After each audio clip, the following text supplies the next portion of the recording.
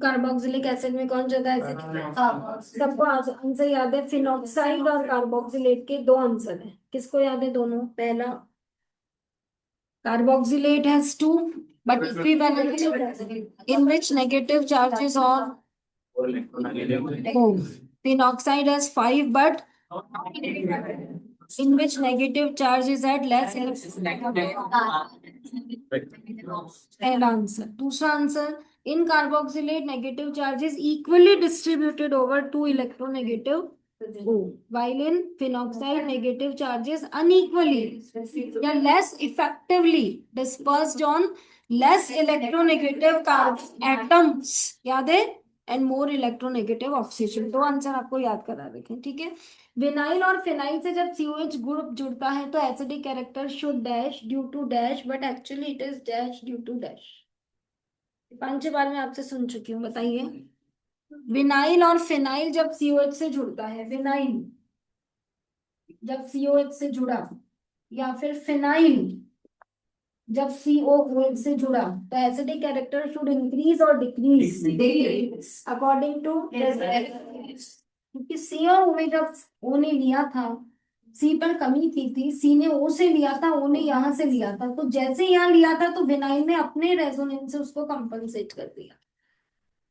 C और O में जैसे O ने लिया था, C पर कमी आई थी, फिनाइल ने रेजोनेंस से उसे कंपनसेट कर दिया। तो जब इधर से कंपनसेशन हो गया तो इधर से लेने का नेचर कम हो जाना चाहिए था, मतलब acidic character should that's expected by resonance, but actual practice में acidic character go to hybridization of the carbon having COH, sp2 hybridized, sp2 hybridized, और यही एलिफेटिक एसिड होता है। तो जिस कार्बन पे COH होता है वो sp3 हाइब्रिडाइज्ड। याद है ये वाला आंसर? फिर आपने 12-15 एसिड्स का ऑर्डर अरेंज किया था, याद है? 3Cl, 3H, 2Cl, रिंग पे COH फॉर्मिक एसिड, ये सारा एसिडिक का टॉपिक था, ठीक है। चलो आगे, रिएक्शंस याद है एसिडिक की? कितनी रिएक्शन है जो कार्बोक्सिलिक एसिड देता है? क्योंकि ये सबसे स्ट्रॉन्ग एसिड है तो वीक से रिएक्ट करेगा। अगर आपको याद है, NaK sodamide potassium amide blue litmus को ऐड करेगा, NaOH से रिएक्ट करेगा, और Na2CO3 और NaHCO3 से CO2 के ब्रिस्क और रिलीज करेगा। ये सारी रिएक्शन आपके पास नहीं। अगर कार्बोक्सिलिक एसिड का किसी से भी डिस्टिंक्शन टेस्ट आपको बना दे तो आप Na2CO3 काम में ले लेना, क्योंकि कार्बोक्सिलिक एसिड सबसे स्ट्रॉन्ग, Na2CO3 सबसे वीक, केवल वो ही है पूरे ऑर्गेनिक में, और एक पिक्रिक एसिड जो Na2CO3 से CO2 गैस इवॉल्व करेगा। तो अगर carboxylic acid versus picric acid आ जाए तो Na2CO3 नहीं बैठेगा, फिर आप कार्बोक्सिलिक एसिड का कोई और टेस्ट काम में ले लेना। समझ आ रहा है? और कार्बोक्सिलिक एसिड वर्सेस एस्टर आ गया, कार्बोक्सिलिक एसिड वर्सेस फिनॉल आ गया, कार्बोक्सिलिक एसिड वर्सेस अल्कोहल आ गया, कार्बोक्सिलिक एसिड वर्सेस अमीन आ गया, ईथर आ गया। तो आप ये वाला टेस्ट काम में ले सकते हो। Carboxylic acid when compared with any organic compound, ठीक है, we can use Na2CO3 as distinction test except picric acid, क्योंकि पिक्रिक एसिड भी ये काम करता है। ये पूरा रेडी है आप लोगों का पार्ट, ठीक है। एसिडिक एसिड चल रहा है, reaction involving cleavage of OH में ये पहला लिखा मैंने एसिडिक नेचर। अब उसमें सेकंड लिख रही हूं मैं असाइलेशन, चेक करिए सही है क्या। असाइलेशन का ही दूसरा पार्ट एसिटाइलेशन, तीसरा पार्ट बेंजोइलेशन। बताइए सही हेडिंग में डालना है क्या? सोच के बोलिएगा।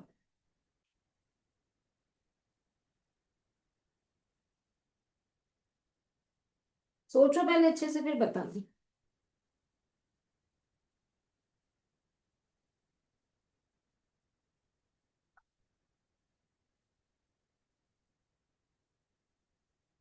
हम अल्कोहल में अगर एसिटाइल और बेंजोइल ग्रुप हो जाएगा तो एसिड बन जाएगा, मतलब CH3COOH हो जाएगा, फिर होगा RCH3CO। तो होने को अपने को क्या दिख रहा है? किसकी रिएक्शन पढ़ रहे हैं?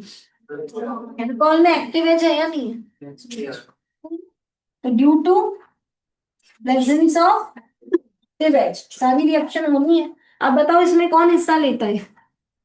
एक्टिव एच, तो कौन सा बॉन्ड टूटा? वही हेडिंग चल रही, हेडिंग पढ़ी है ना, अल्कोहल की वो रिएक्शन चल रही जिसमें और एच का बॉन्ड टूटेगा। तो एक तो एसिडिक कैरेक्टर पूरा इसमें चला गया। दूसरा कौन सी रिएक्शन चलेगी? जो एक्टिव हाइड्रोजन वाली रिएक्शन। एक्टिव हाइड्रोजन में OH की H ही तो जाएगी, उसमें यही सारी आती है, आपकी याद करिए। और इवन अगर आप सोचें तो मैं इसमें एस्टरिफिकेशन भी डाल सकती हूँ, कल की क्लास में भी डिस्कस किया था, याद करिए। एस्टरिफिकेशन में अल्कोहल का क्या काम आता है? एसिड का OH, क्योंकि एसिड मैंने कहा था ना, हमने ऐसे याद कर रखा है, एसिड उसे कहते हैं जो H देता है, लेकिन एस्टरिफिकेशन में एसिड OH देता है और अल्कोहल H देता है, तो ये सारी रिएक्शन इसमें आ जाएगी। और सब में अल्कोहल का H यूज आ रहा है। बताओ सारी करीबी है या नहीं है? आप कहो तो मैं एक एक फिर करा देती हूँ, बाकी मेरी इच्छा यही रहती है कि एक बार ही एक रिएक्शन आए, फिर वो कंफ्यूजन वाली चीज बन जाती है। ये सब आपका करा हुआ है, याद करिए। अल्कोहल की रिएक्शन किससे करा दोगे? एसिड क्लोराइड से, बोलो। एसिड एनहाइड्राइड से करा दोगे, एसिड से करा दोगे। सारी रिएक्शन याद है या नहीं है? लिखवाऊं एक एक? पक्का? लिखना मत, भले मुझे बताओ एक बार। CH3OH की रिएक्शन CH3COCl से सबको आती है? आपने देखा, अरे इसमें एक्टिव हाइड्रोजन है और ये वही R के साथ रिएक्शन, क्या चलता? ओ CH3O, एक्टिव H हटा के असाइल से प्लस क्या निकला? और सिरिडीन की प्रेजेंस सिखाई थी आपको, क्या बन गया? एस्टर। ये एसिटाइलेशन आ गई। लिख लो, आपको दिक्कत है तो, या आपको थोड़ा डाउटफुल है तो कॉन्फिडेंस आ जाएगा। C6H5CO होल्ड वाइज O के साथ, याद करिए। अभी इस बुक में मैंने देखा एनहाइड्राइड के साथ रिवर्सिबल बता रहा है ये रिएक्शन एक्टिव एच में। अल्कोहल में जब एक्टिव एच है तो एनहाइड्राइड के साथ रिवर्सिबल, कोई बहुत बड़ी बात नहीं, नहीं लिखो तो भी चलेगा। क्या लेते हैं बेंजोइलेशन में काम में? डाइल्यूट NaOH, याद है ना, शॉर्टन एंड रोमांस रिएक्शन। क्या आ जाएगा बोलो? CH3CH2O, एक्टिव एच हट के क्या आ जाएगा? बेंजोइल। प्लस में क्या निकल जाएगा? C6H5COOH। एसिडिफिकेशन कल ही पढ़ाई थी, अल्कोहल ले लिया, इधर एसिड ले लिया, अल्कोहल का R डैश ले लो, इसका H ले लो, reversible dilute, sorry concentrated H2SO4 की प्रेजेंस में क्या आ जाएगा? R dash O, C double bond O, R plus सारी का कौन सी रिएक्शन है ये involving OH bond. OH bond cleavage में एक तो कौन सी रिएक्शन आएंगी? एसिडिक नेचर वाली, और दूसरी कौन सी आएंगी? Acylation, acetylation, benzoylation, esterification. इन सब में एक्टिव है छट के असाइल, एसिटाइल, बेंजोइल ग्रुप आ रहा है। एक बार देखो बच्चों, एस्टरिफिकेशन भी तो एक तरह से असाइलेशन है। इतना अच्छा पॉइंट सब पढ़ रहे हैं, ध्यान दीजिए। एस्टरिफिकेशन भी तो अल्कोहल का असाइलेशन है।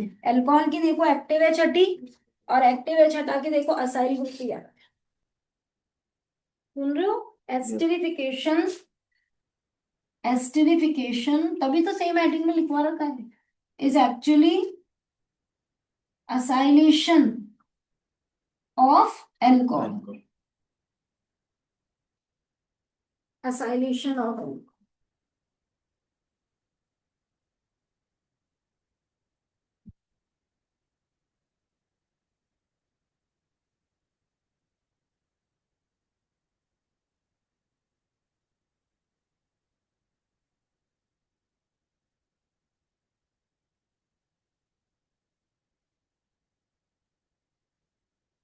नोट्स नहीं दिख रहा आपको?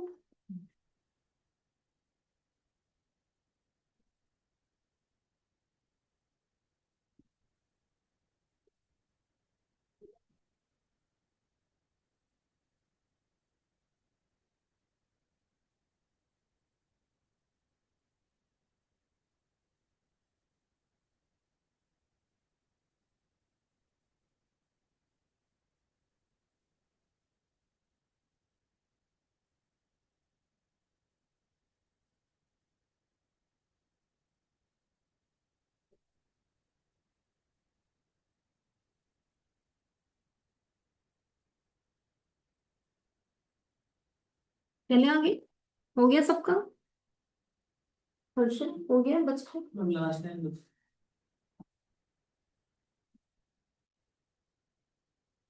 रिएक्शन इन्वॉल्विंग क्लीवेज ऑफ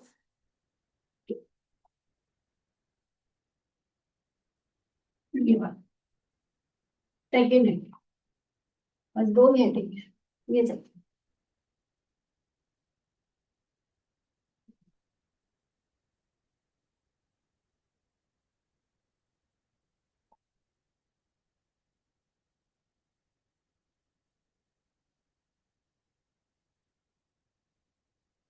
ठीक है, मैं बताती जा रही हूँ, आप चेक करते जाओ।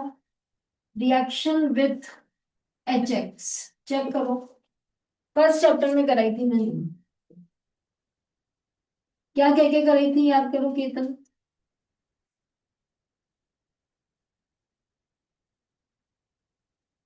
कहाँ पढ़ाई थी फर्स्ट चैप्टर? किसी को भी याद है कृष्णा, रोशनी? मैम की मतलब अल्कोहल होता है उसको जब HX से रिएक्ट कराते हैं तो वो एल्काइल हाइड बन जाता है। प्रिपरेशन ऑफ आरएक्स में पढ़ाया था, तो मैंने कहा था ल्यूकास टेस्ट वगैरह सब यही करा देती हूँ, फिर जब अल्कोहल पढ़ाऊंगी तब दोबारा नहीं लेंगे। याद आ रहा है? रिएक्शन विद PCl3 PCl, आप याद करिए। आरएक्स वाली प्रिपरेशन याद करिए, मैं याद दिलाती हूँ आपको। प्रिपरेशन ऑफ आरएक्स में अपन ने नंबर 1 लिखा था फ्रॉम एल्कोहल, है ना। इसमें आप याद करिए ए लिखा था प्रिपरेशन ऑफ RCl, अलग अलग हेडिंग्स बनाई थी।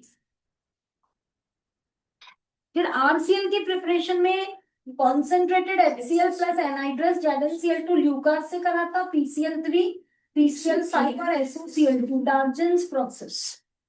Best method to prepare fluoroalkane because both the byproducts are very clear, so escape out leaving behind pure fluoroalkane। याद आ गया? उसके बाद अपन ने सेकेंड हेडिंग डाली थी प्रिपरेशन ऑफ RBr, फिर अपन ने यहीं से मैच किया था, HCl की जगह HBr लिया था। फिर मैंने कहा था आपने कभी लैब में HBr की बॉटल नहीं देखी क्योंकि HBr अनस्टेबल होता है, सो प्रिपेयर्ड इन सिचुएशन। याद करिए मैंने कहा था इन सिटू नहीं पढ़ते, इन सिचुएशन। फिर HBr बनाने के लिए अपन ने KBr और कॉन्सेंट्रेटेड H2SO4 लिया था, जो कि डिहाइड्रेटिंग एजेंट होके पानी में निकाल के इक्विलिब्रियम को चिपका है।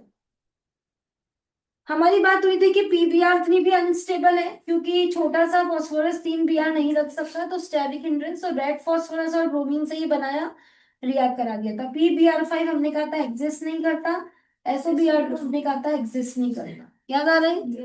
थर्ड हेडिंग डाली थी हमने प्रिपरेशन ऑफ R। बताओ इसके लिए कोई?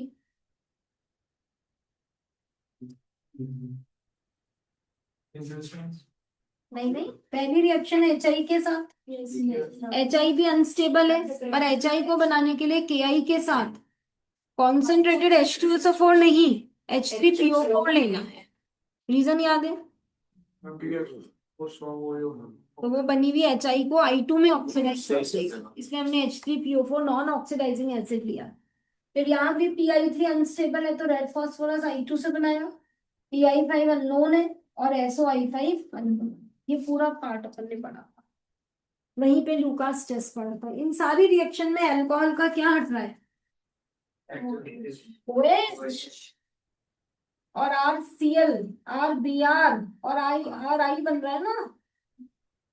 तो ये पूरा पोर्शन वहां डिटेल में करा दिया था, तब मैंने कहा था हम दोबारा नहीं पढ़ेंगे। रिएक्शंस वगैरह सारी लिखी हुई है आपके पास, तो यही बता रही हूँ। रिएक्शन विद HX, दूसरा reaction with PX3, reaction with PX5, वैसे X लिखना बेकार है क्योंकि इसमें सिर्फ Cl ही होता है, और रिएक्शन विद SOCl2 क्योंकि इसमें भी Bri नहीं होता, इसमें तीनों होते हैं इसलिए X लिखा। ये सारा पार्ट आपके पास चैप्टर 1 में रेडी है पूरा डिटेल में। अगर किसी को याद है टर्शियरी अल्कोहल लेते हैं तो no need of anhydrous ZnCl2। Why? because tertiary alcohol is highly reactive for the reaction. याद करिए, ये टर्शियरी अल्कोहल किसके साथ रिएक्शन, यहाँ से OH जा रहा है, कौन सा नेचर है? बेसिक। 3 3 R ने प्लस I से क्लाउड बढ़ा दिया तो बहुत अच्छा क्लाउड है। तो टर्शियरी अल्कोहल इस रिएक्शन के लिए हाईली, इसलिए उसको एनहाइड्रस ZnCl2 की जरूरत नहीं। फिर आपने आपके लिए यूकास टेस्ट बनाया था, टर्शियरी अल्कोहल के लिए क्या लिखा था नीचे, टर्बिडिक, सेकेंडरी के लिए क्या लिखा था, प्राइमरी के लिए no turbidity, it only appears on heating. ये पूरा पार्ट, ये पूरा अपना रेडी है, वहां पे अपन ने 2 क्लास लगा के करा थी, समझ गए, वहां जाना है चैप्टर में। ये सारी वो रिएक्शन है जिनमें कौन सा बॉन्ड टूटेगा, सी और के बीच का बॉन्ड, OH हटकर X आता है, कुल मिलाकर in all these reaction OH हटता है और X आता है।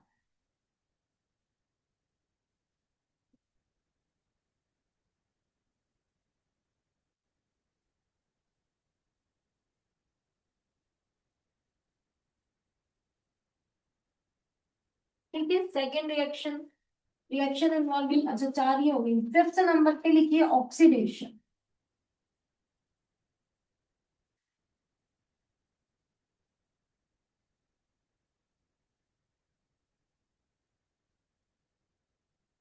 बताइए डन है क्या ये आपकी, बताइए इसमें OH बॉन्ड टूटता है क्या, मुझे सोच के बताइए। ऑक्सीडेशन, एक अल्कोहल ले लो C, उस पे क्या लगा हुआ है OH, 3 वैलेंसी, एक पर H ले लो। अब सोच के बताओ, तुमने PCC से किया, तुमने तुमने स्ट्रॉन्ग OA से किया है ना, और तुमने कॉपर और 300 डिग्री सेल्सियस, याद कर लीजिए 4 सिखाए सामने देखिए, OH बॉन्ड टूटता है नहीं टूटता है, कैसा हटाया है बोलो, तो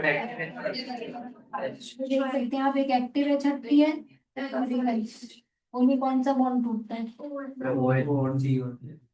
देख के बताइए, ये वाला बॉन्ड टूट रहा है ये। No no ma'am, ma'am OH bond टूट हम्म, मैम OH बॉन्ड टूट रहा है मैम, एक तो एक्टिव एच आ रही है और एक अल्फा एच आ रही है। OH की क्या चले गई एक्टिव और C की क्या चले गई, एक O का गया और एक H का, और यहाँ पे इस तरह से C डबल बॉन्ड होगा, चेक करिए सेम हेडिंग में आएगा।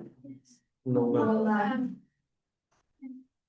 बनाइए कॉपी में, चेक करिए, लिखिए सेकंड नंबर पे ऑक्सीडेशन, सेकंड नहीं सॉरी, फिफ्थ नंबर पे ऑक्सीडेशन, आपके बुक में इसी हेडिंग में ये लिखा हुआ है, सुनिएगा वर्ड सुनिएगा, oxidation of alcohol involve the formation of carbon oxygen double bond with the cleavage of an OH and CH being, cleavage of 1 OH and 1 CH bond, सही है क्या, ओके ये तो लिखा है। Yes ma'am.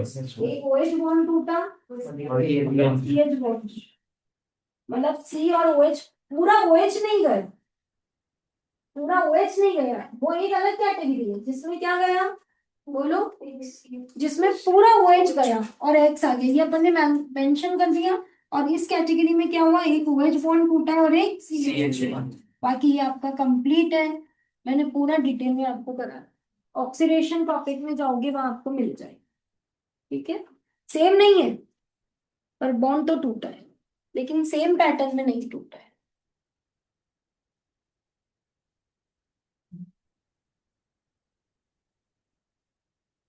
अब लास्ट है डिहाइड्रेशन, ये हाँ, मैम ये तो फर्स्ट वाली कैटेगरी में जाना चाहिए था, क्योंकि इसमें सी और में O और H का बॉन्ड टूट और उसमें C का H भी तो नहीं टूटता ना फर्स्ट कैटेगरी में, मैं तो ये मानती हूँ कि इसको एक नई कैटेगरी बनाओ। यस यस और अब मैंने आपको कहा था अपन NCERT के फ्लो में, मैं बुक खोल के इसीलिए रहती हूँ कि आपके उसी फ्लो में चीजें आ जाए, उसमें उसका नंबर यही डाल रखा है, हेडिंग डाल रखी है इसने, reaction involving cleavage of CO bond, उसमें HX दिया है, PCl3 5 दिया है, अभी मैं जो पढ़ा रही हूँ डिहाइड्रेशन वो दिया है, और चौथा ऑक्सीडेशन दिया है। बाकी मैं खुद इस फेवर में हूँ कि इसको एक अलग कैटेगरी में, लेकिन आप फिर आप फंस जाओगे ना बोर्ड में, इसमें जाओगे, ठीक है। लास्ट रिएक्शन पर आ गए हैं, अल्कोहल आपका complete, six and last reaction dehydration, dehydration, कल हाइड्रेशन सिखाया था याद है, कल एल्कीन में क्या जोड़ा था और क्या बनाया था अल्कोहल, आज अल्कोहल में से क्या निकालेंगे और एल्कीन बना, थोड़ा बिठाइए इस चीज को दिमाग में, जब आपने एल्कीन में देखिए इधर HX जोड़ा था, तो एल्काइल हैलाइड बना था। Yes. और जब एल्काइल हैलाइड की आपने अल्कोहलिक क्यूएच से कराई थी तो फिर एल्कीन बना। याद आ रहा है? बोलो, एल्कीन में क्या जोड़ा था? क्या बना था? एल्काइल हैलाइड में फिर अल्कोहलिक क्यूएच डाला था। आज वही पढ़ा रही हूँ। कल क्या पढ़ाया था? कल पढ़ाया था एल्कीन में वाटर डालो, डाइल्यूट HCl और डाइल्यूट H2SO4 की प्रेजेंस में, तो अल्कोहल बनेगा। अब आज सिखा रही हूँ उसमें डिहाइड्रेटिंग एजेंट डाल दो, concentrated H3PO4, alumina Al2O3, anhydrous ZnCl2, तो वापस वो क्या ले लेगा? वाटर। वही अल्फा से, बोलो, अल्फा से OH और बीटा से और वापस एल्कीन बन जाएगा। इसका नाम क्या था? हाइड्रोहेलोजिनेशन, डिहाइड्रोहेलोजिनेशन, हाइड्रेशन, हाइड्रेशन पानी का जोड़ना, डिहाइड्रेशन। कल पानी जोड़ना सिखाया था एल्कीन में, उससे क्या बनाया था? अल्कोहल में से क्या निकालेंगे और वापस एल्कीन। तो अल्कोहल में से पानी आप निकालना सीख रहे हैं। तो नेक्स्ट लास्ट हेडिंग डाली है आपने, डिहाइड्रेशन। ठीक है, डाल दी हेडिंग, लिखिए। अल्कोहल्स अंडरगो, डिहाइड्रेशन का मतलब होता है removal of water. Alcohols undergo dehydration, क्या बनाएंगे पानी निकलने के बाद? Alkene.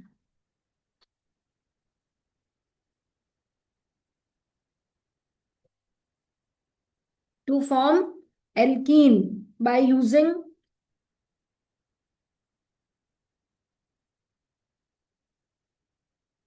dehydrating agents.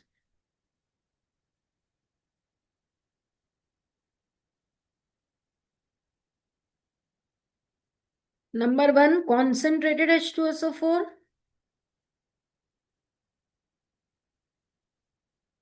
Number two, concentrated H3PO4.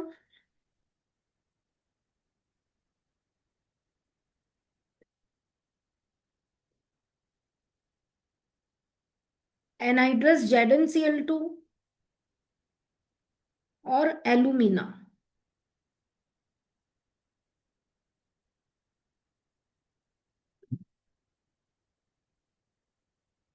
आपकी बुक ने एलुमिना जानते हैं, Al2O3। ओके, और एनहाइड्रस ZnCl2 के साथ तो कैटलिस्ट वर्ड लिखा हुआ है, लिख लो। और ऊपर वाले दोनों के साथ प्रोटिक एसिड वर्ड लिखा हुआ है, प्रोटिक एसिड।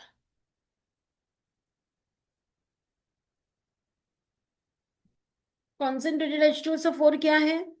प्रोटॉन देने वाला एसिड। कॉन्सेंट्रेटेड H3PO4, और बाकी दोनों के लिए बाकी कॉमन नाम चारों का डिहाइड्रेटिंग एजेंट है। एक्चुअली में उस नाम से वो लोग काम आ रहे हैं। समझ आ रहा है क्या बन के काम में आ रहे हैं? डिहाइड्रेटिंग। अब डिहाइड्रेटिंग एजेंट तो P2O5 भी था, याद करिए, किसमें लिया था? अमाइड से साइनाइड बनाने में और एसिड से एनहाइड्राइड बनाने में।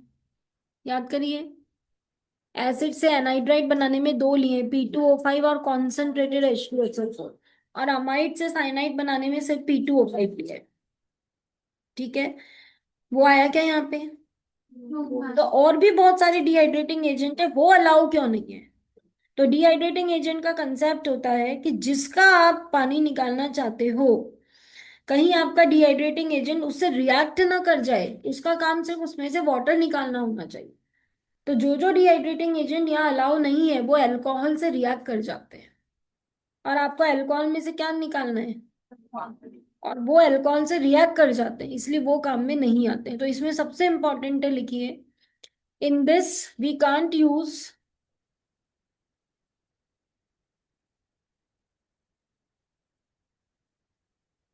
Anhydrous CaCl2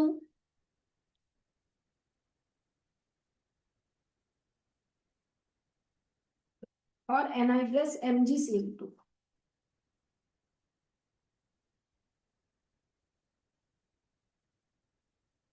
In this we can't use anhydrous CaCl2 और anhydrous MgCl2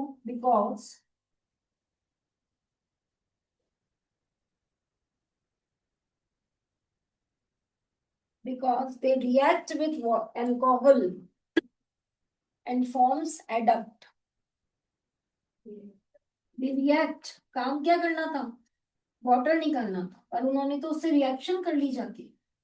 They react with alcohol and forms adduct. कौन कौन, दो नाम याद रखिएगा, anhydrous calcium chloride, anhydrous magnesium chloride. ये दोनों का बहुत फेमस क्वेश्चन है. ये डिहाइड्रेटिंग एजेंट नहीं है. नवदीप क्यों नहीं है?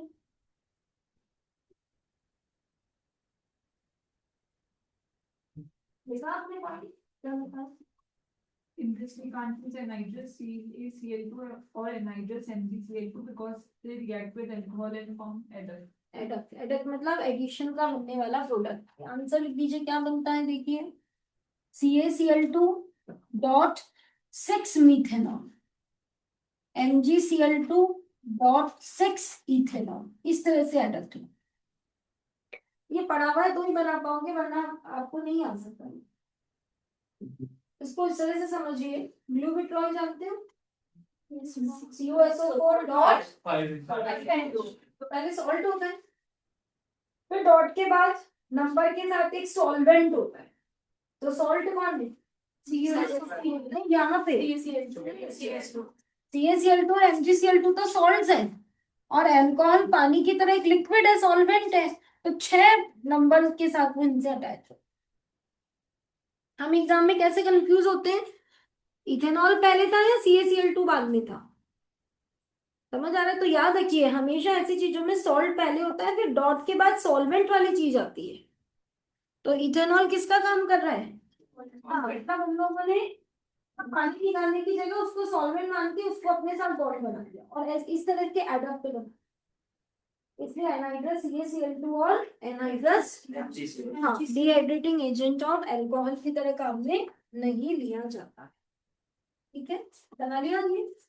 अब सीखते हैं कैसे होता है. लिखिए पहले कॉमन रिएक्शन लिख लो. C के पास OH है और पास वाले C के पास H. हीटिंग हो रही है और कॉन्सेंट्रेटेड H2SO4 है. ये अल्फा जिस पे फंक्शनल ग्रुप है, ये बीटा जिस पे H है. सेम जैसे डिहाइड्रो हैलोजनेशन में था, यहाँ पर अल्फा से OH जा रही है और बीटा से H जा रही है. एल्कीन बन गया.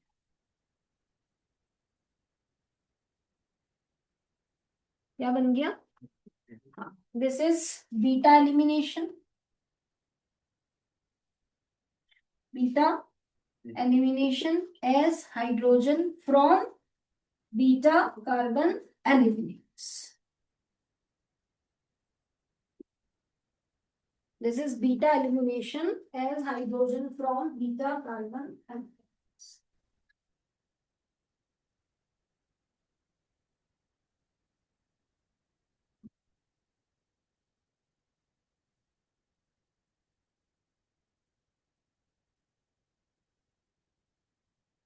क्या आपको याद है कि एलिमिनेशन वो ज्यादा जल्दी करते हैं तो हीट आउट ज्यादा होता है. बताया था, जिसकी चारों तरफ बड़े बड़े ग्रुप है वो चाहता है कि कुछ हटे और मैं रिलैक्स करूँ या इजी रहे, या ग्रुप्स में रिपल्शन कम हो. ये बात बताई थी एलिमिनेशन में. तो यहाँ भी ध्यान रखिए, टर्शरी अल्कोहल का एलिमिनेशन इजी है सेकेंडरी से, सेकेंडरी है प्राइमरी से. एलिमिनेशन में हमेशा टर्शरी चीज आगे होती है, चाहे डीहाइड्रो एलोजिनेशन हो चाहे डिहाइड्रेशन. समझते जाइए, मैं दोनों को रिलेट इसलिए कर रही हूँ, आपको दो चीजें याद हो जाए. हैलाइड में भी टर्शरी हैलाइड का डिहाइड्रो हैलोजिनेशन फास्ट होता है, और अल्कोहल में भी टर्शरी अल्कोहल का डिहाइड्रेशन फास्ट होता है. तो माइल्ड कंडीशन में भी हो जाता है, और प्राइमरी अल्कोहल का करना हो तो आपको ड्रास्टिक कंडीशन लेनी पड़ती है. इसका एविडेंस लिखते हैं ना, इसका एविडेंस लिखिए. अच्छा, रीजन लिखवा दो. इसका रीजन मेन तो मैकेनिज्म से आएगा, और लाइट रीजन जो है वो आपको मैंने हिंड्रेंस से दे दिया. रीजन में पहला, steric hindrance is maximum in tertiary alcohol. So ready for elimination. एक तो ये आंसर, ये तो नॉर्मल आंसर है, ये तो हर एलिमिनेशन का आंसर है। इसमें हमने टर्शरी अल्कोहल और डिहाइड्रेशन की कोई स्पेशल बात नहीं करी, ये हमने जनरल आंसर लिख दिया कि हर टर्शरी चीज का एलिमिनेशन फास्ट होता है ताकि उसकी हिंड्रेंस कम हो जाए। अब इसका स्पेसिफिक आंसर 3-4 लाइन छोड़ दो, अभी मैकेनिज्म सिखा रही हूँ उससे निकालना है कि टर्शरी आगे क्यों।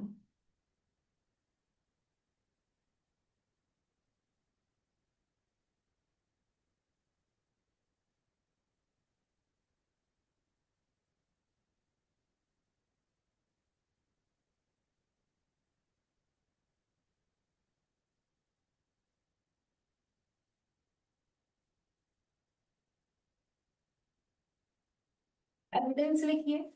एविडेंस का मतलब कृष्णा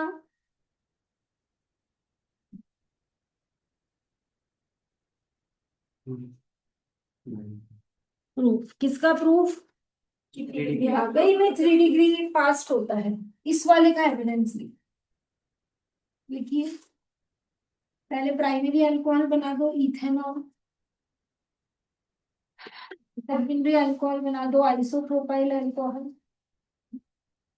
एक और जगह याद है जहाँ मैंने एविडेंस दिया था कि ये बनने से ये होगा, एसिडिक किसका?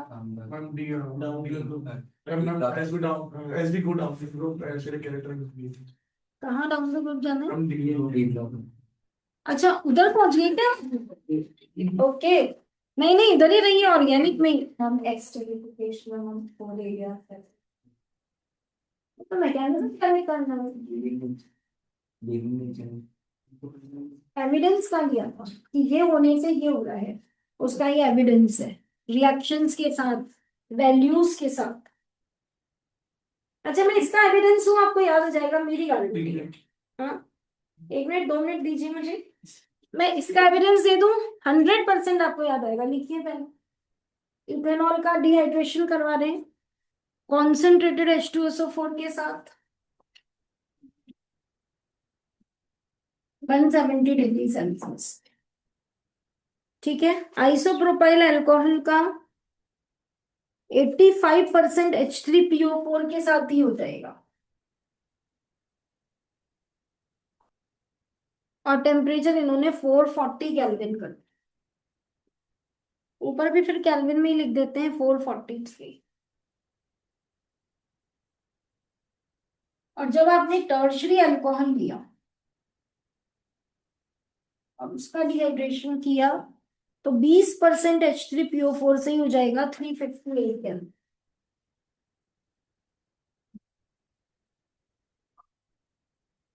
समझ गए? ये मैंने डेटा के साथ आपसे बात की थी। देखिए टर्शरी अल्कोहल है तो H3PO4 20% भी चलेगा, मतलब 80 हिस्सा पानी है, क्योंकि अगला रिएक्टिव हो गया तो वो कंट्रोल भी चले।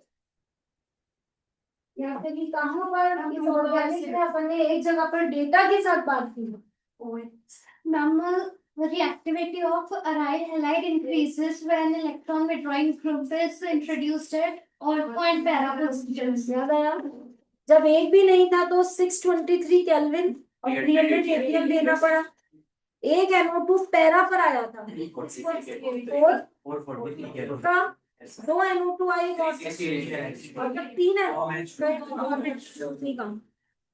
पूरे ऑर्गेनिक में 2 जगह हमने विद एविडेंस बात की है, बाकी तो कंसेप्चुअल बात चल रही है ना। ऑर्डर लिख देते हैं 1 2 3 ये होगा, लेकिन रीजन अलग चीज है, एविडेंस अलग चीज। ये एविडेंस है और वहां भी एविडेंस दिया था कि as the number of EWG required temperature and pressure क्योंकि उसकी रिएक्टिविटी इंक्रीजेस। अराइल हैलाइड की बढ़ी थी। कितने बच्चों को याद आ गया था? और बाकी बच्चों के दिमाग में और क्या क्या रहते हैं? ल्यूकास उनकी टर्बिडिटी 5 मिनट में अपीयर होती है इमीडिएटली। वो तो टेस्ट है ना, मतलब डेटा के साथ टेम्परेचर का डेटा, प्रेशर का डेटा, रिएजेंट का डेटा। जैसे वहां पर आप याद करिए तीनों NO2 आ गए थे तो वार्म वाटर के साथ ही काम हो गया था। आप कहाँ बैकवर्स NaOH खरीद रहे थे, कहाँ पानी इजीली अवेलेबल रिएजेंट सस्ता चीप। ऐसे ऐसे हमने दूसरी बात की जिसमें हमने डेटा से बात की थी प्राइमरी अल्कोहल की कंडीशन याद करिए, सेकेंडरी की और टर्शियरी। आंसर बताएंगे, बताइए। वही तरीका है, अल्फा से और बीटा से। बोलिए क्या आ जाएगा? अल्फा से OH और बीटा से H, क्या आ जाएगा? C प्लस इधर बोलिए, जिस C पर OH है वो उसके पास वाले दोनों सेम है बीटा। आपको और अच्छा लिखना है तो आप ये पैटर्न